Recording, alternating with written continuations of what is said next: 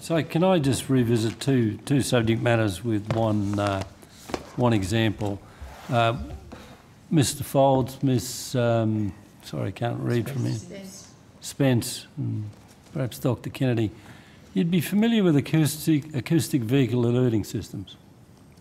Yes, Senator, we've spoken about that. So you're familiar with them. Now, we've talked about ADRs being 2 and 5 years. So are you familiar with Tesla Motors? Yes, Senator. Volkswagen? Yes, Senator. And are you familiar with their publicly stated position that they will not include warning sounds in their electric drive vehicles, as both have decided to add artificial sounds only when required by regulation? Senator, no, I wasn't aware of the last statement. Okay. So you are aware of the Monash study into visually impaired people and the increase in accidents, if you like, or injuries from electric vehicles because they're quiet? Yes, Senator. So tying these things together, are we going to have to wait 2 to 5 years before the bloody obvious, to not pardon the pun, silent vehicles interact with visually impaired people, 50% higher risk of injury or worse?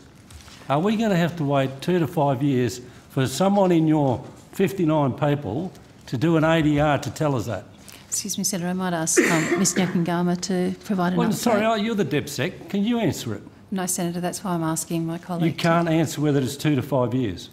Well, Senator, as we've said, that is the normal time frame for making ADRs. There is nothing normal about 2 to 5 years to put in place common sense. Yes, Senator, that is the time frame that it takes, but I'm asking my colleague if she can give us an update on where we're up to about the specific issue you're asking about.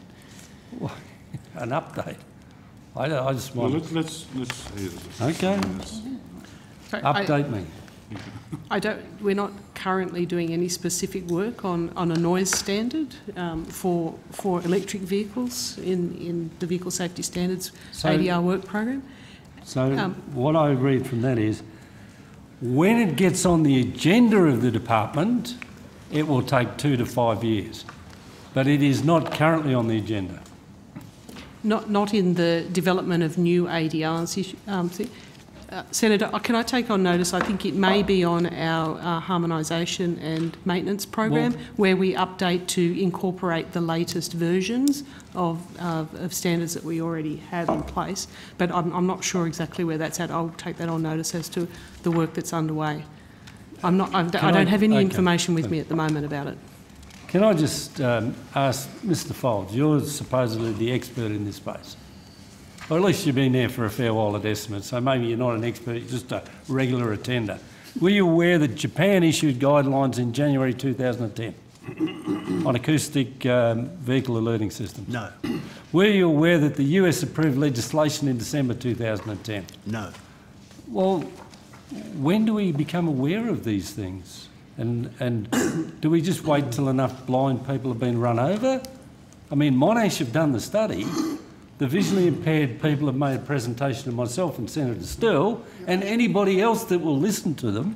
Senator, as we said, we'll take on notice and provide you with an update in terms of any work we're doing on harmonisation around existing standards. Well, I'd just like to leave you with this. There is a pressing issue identified by Monash and paid for by the Blind Visually Impaired Vision Australia, and it has come back with a significant, in their view, elevated risk. It is not only simply electric vehicles, it's hybrid vehicles, of which there are many. Elderly pedestrians, visually impaired people, people who are hard of hearing are at risk. There are international standards out there adopted by other jurisdictions, but I want to be very clear on this, Dr. Kennedy, it is not on your horizon as yet. It's not on our horizon as an ADR. We're confirming for you about the harmonisation matter. Who makes the decisions about when it becomes an ADR? Usually, Senator, it's part of the action plan that's agreed by the Transport and Infrastructure Council, so they identify the priority areas for... And how frequently do they meet? The action plan's identified updated every 3 years, and that sort of sets out a forward agenda. Obviously, if a new issue comes up, that doesn't preclude us from progressing other items. So do they meet more frequently than 3 years apart? They They meet meet about twice. every 6 months. Yeah, twice When are a they year. next due to meet? They meet in June when we're going to take the other road safety matters that we were discussing before. Okay, so it's possible, Mr Kennedy, for this to get onto the June agenda as a. Could we urge it? I mean, I think it's eminent, and I suspect you do too. I think it's eminently sensible to look at this with the advent of electric vehicles. I know my own car goes quiet at the pedestrian crossings, particularly where, you know, impaired people could be forgiven for thinking that there's no vehicles there. Our vehicle sits there silently. I know one of my secretaries, her vehicle it shuts off. It's most disconcerting when it first happens.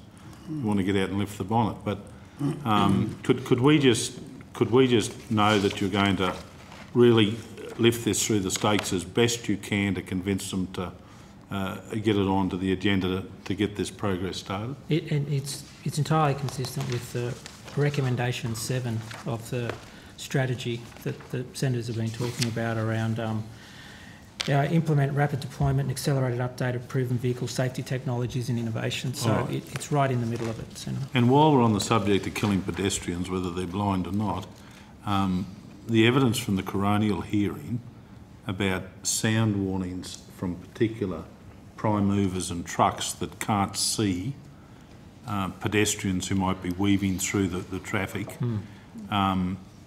to have a sensor alert that if there's any, we got them for kangaroos, that if there's any movement within a range of their blind range, Yes. there should be no reason why that can't be coupled up with this. And for that matter, any other issue about where sound warnings, whether it's blind people running through the traffic in Melbourne, or I don't know of any others, but it might be well worth your department workshopping this, finding out what it is and packaging it all up. We will package up the new technology opportunities. That issue was discussed at the Darwin, at the TIC that was held in Darwin in the middle of last year. New South Wales Minister brought the issue, and with some demonstrations of those blind spots you're speaking. And I was interested in Mr Foles' answer, and it was a good, honest and prompt answer. Thank you, Mr Foles. It makes these proceedings go quicker. But do you not have anyone who, I don't know, we political parties hire these young ones who sit there with their feet on the desk with no shoes on, watching every single movement that's happening in the world? Have you not got that around matters of road safety and these sorts of things? I mean, that... We do have staff looking at all those issues, Senator, but when we answer these questions, we have to answer them in your own context about what's in your scope of knowledge. Pity one of your colleagues didn't do a bit more of that tonight. But so this could be well within your system somewhere, that these countries done these things. It just hasn't made its way. Well, that's absolutely correct. I have seen reports about what's happening in other countries. It isn't on our work program at the moment, but I've undertaken to come back and say how we will get it in the opportunities to include that on the work program. But Chair, with respect, we're talking about work that was done in Japan and the United States 9 years ago. Yeah. They're acknowledging it. UN number. Hasn't filtered through.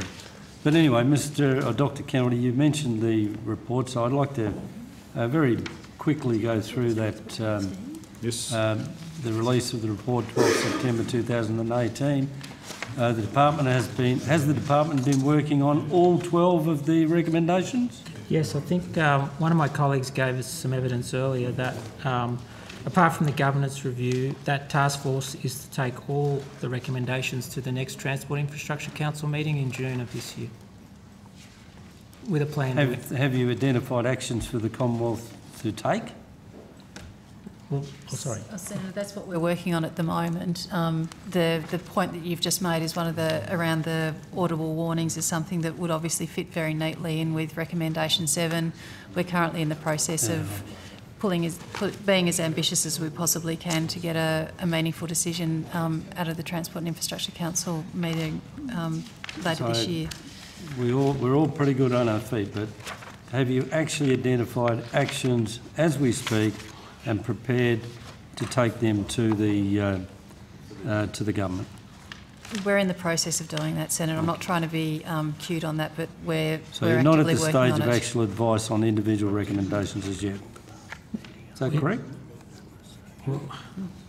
Around issues such as the nature of investment in infrastructure and how it supports road safety and those sorts of issues which are in our remit, we are providing advice to the Deputy Prime Minister on those issues, but a number of issues such as accelerate the adoption of speed management initiatives, recommendation aid and others, we have to do with the states. So in some cases where we can move, we're providing advice to our own government. In other cases, we're working with the states and territories Have there been any resource increases in the Department for Road Safety in the research and policy area since the report was released? Senator, we did go through these a little bit earlier on, and as I indicated then, we have actually increased, established a task force within the Surface Transport Policy Division, Okay. which has got That was the additional... it's got four additional resources. All right, thank you. So, initially the Deputy Prime Minister announced a response to only one recommendation, the Governance Review, and released terms of reference for that review on the 23rd of January 2019. Whose decision was it for the Department to conduct that review, essentially reviewing its own processes and performance? Senator, the decision to establish a task force was taken to make sure that we... Whose decision was it? It's the government's decision. Government's Senator. decision, So Senator. did you get advice from yourselves? We've actually we're establishing an independent peer review to make sure that it's not the bureaucrats reviewing the bureaucrats, and we're also, as Ms Tucker mentioned earlier, we've got secondees from the states and territories as well. So we are introducing measures to make sure that there is external scrutiny over what we're doing. We're also working very closely with the stakeholders, as we mentioned before. We're engaging with Dr Crozier and Mr Woolley, who we have a great deal of respect, and making sure the direction that we're going in accords with their views expressed in the inquiry report. So just go to the issue of bureaucrats reviewing. So how have you ensured that this is best practice, and how have you ensured that there's some independent authority in it? Senator Gallagher, as I mentioned, we are getting an independent peer review to... By who? We haven't identified them, but yet the actual individuals, but people who've got a background in road safety, both at a domestic and international level, and also someone with a governance background as well. So is that another layer of... Okay, so you've got a review which is going to be independently reviewed. We'll have independent peer review of the governance review. What does the government's red tape committee think about your exercise of Part of the your issue we responsibilities decided to do this ourselves, Senator, or the government did, is if it was to go and be done by another review, then we would respond to that review. And one of the things that we really wanted to get on with in the National Road Safety Strategy in response to the inquiry was get the people who will be working on these issues on the job and working on how this could work more efficiently in the future, I beg your pardon. And it's why we got the states directly involved in the task force. We really want, this time, everybody in the tent working together on this issue, rather than somebody giving us another review from upon high and then us forming another response. We're looking to get a more active response to the 12 recommendations that were given to us by John and Jeremy. So the working group, has that been publicly announced? Membership thereof? The task force has been publicly announced. The working group is just the representatives from the Commonwealth, states and territories, but the existence of it has been publicly announced. We haven't announced who the peer reviewers will be. They haven't been selected yet. Okay. Who ultimately is responsible for the outputs of the working group? The outputs of the working group will go to TIC. So the outputs of the working group will go to the Transport Infrastructure Council meeting. So fundamentally, the ministers will be responsible for what gets released and decided. If they're happy with it, we go ahead. If they're not, we'll go back and do it again. How does the department propose to ensure that all stakeholders have visibility to the review and an appropriate level of input? Senator, we've already reached out to everyone who made a recommendation to the inquiry report indicating that the task force has been set up, and making sure they're aware of it. We've said we'd be happy to take any information from them. We're reviewing all the submissions that were received, and we will continue to engage with those stakeholders. And if there are other people who you feel that we should be engaging with, then we'd be very happy to take any suggestions from you as well. So will you appoint a stakeholder reference group to provide input to the review and ensure full transparency? Given the breadth of stakeholders that we're dealing with, the thought of limiting it down to what would be a manageable forum, we've identified, I think, up to about 300 potential stakeholders to work with. So as I said, we're reaching out to all of those, and we're testing very closely with people like Jeremy and John. Lachlan, we've engaged with Lachlan McIntosh just to make sure we are getting the most appropriate feedback that we can on the direction we're going in. Okay, so the inquiry report was to be provided by the government in September. Well, the inquiry report you got in September 18 yes. recommended that the governance review be completed by March 2019. Has there been a significant delay with the timing of that review starting? Senator, the terms of reference were released last month, and we're still working towards the March time frame. To go to the June tick. Okay, so a draft report is still scheduled to be released in March? To go to the peer review in March. And we're looking for a Transport Industry Infrastructure Council meeting during the first half of the year? Or? In June. In June. It's scheduled for June. So are you on track to meet those commitments? Yes, we're on track for those commitments. And you're satisfied that those timelines are realistic and appropriate? They are tight, Senator, yeah. but we see this as a great opportunity to move the issue forward. Do you expect there will be a Transport Infrastructure Council meeting during the first half or even in June of 2019, given the fact that there's a federal election in May? Well, the ministers at the last COAG meeting in November agreed to hold a meeting in June, which would be what's a matter for government around the election, but which seemed to be anyway an appropriate time to hold the meeting. Well, I can understand it being programmed, but it's not likely to happen, is it? In June? Well, you've got to have an election in May, then you've got to have, declaration of polls, then you've got to have swearing in or whatever of new ministers. It's very unlikely to be a federal minister available in June, isn't it? Look, Senator, I can't comment on the precise election timing. If the meeting needs to move back in June, then of course the minister would take that decision. There was the Victorian state election, New South Wales election as well, so June seemed to be the best time, or the earliest we could get ticked back together. Fatality data is usually made available by the department on around the 14th day of each month. However, December 18 was not released until 18 January 2019.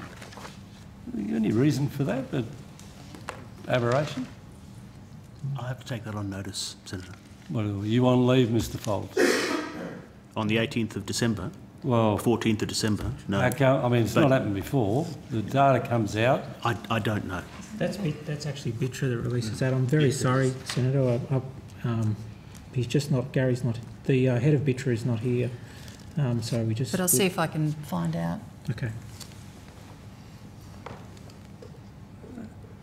Well, I would like you to take on, we're not aware of it happening before. It comes out regular as clockwork, and it was delayed from December to January. Okay, we'll find out for you, Senator. Yeah.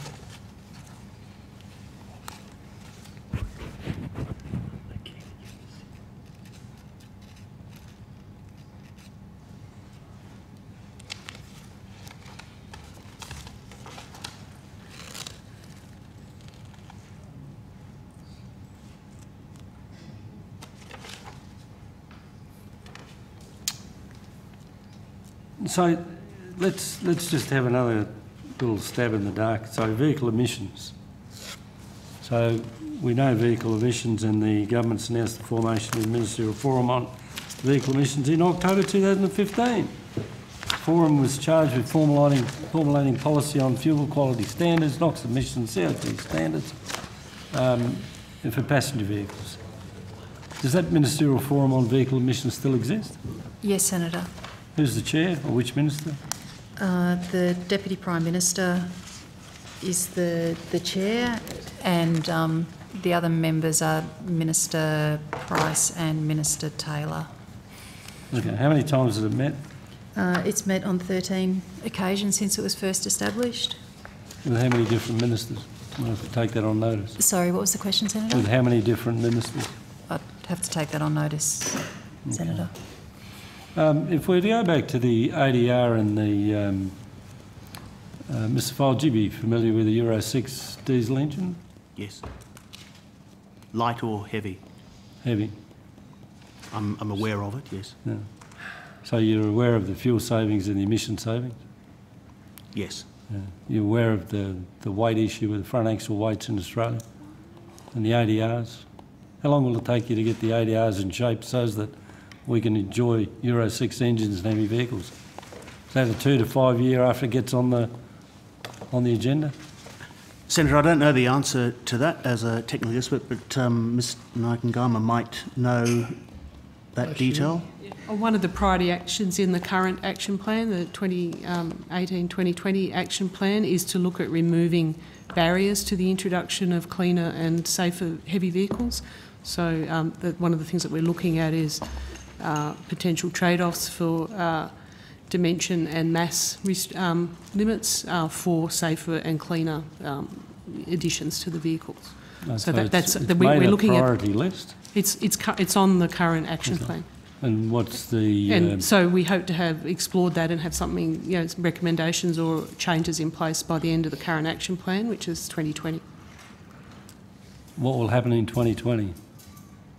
So we will have completed the research and have some recommendations, and hopefully we'll be able to recommend some revisions to current ADRs that would allow some relaxations to mass and dimension limits in the current ADRs, provided that there are sort of beneficial emissions or safety outcomes because of those relaxations. Are you aware of the issue about the front axle weight? I don't understand it technically, but I am aware that there is an issue. So we got 6.5 tonne and these are heavier. So every bridge, every road, every place in the country is going to have a view on this. But you're telling us by 2020 you'll have it fixed? No, I'm saying we will have explored options to address some of that. Chair, my shadow has instructed me to cede the rest of the time to another.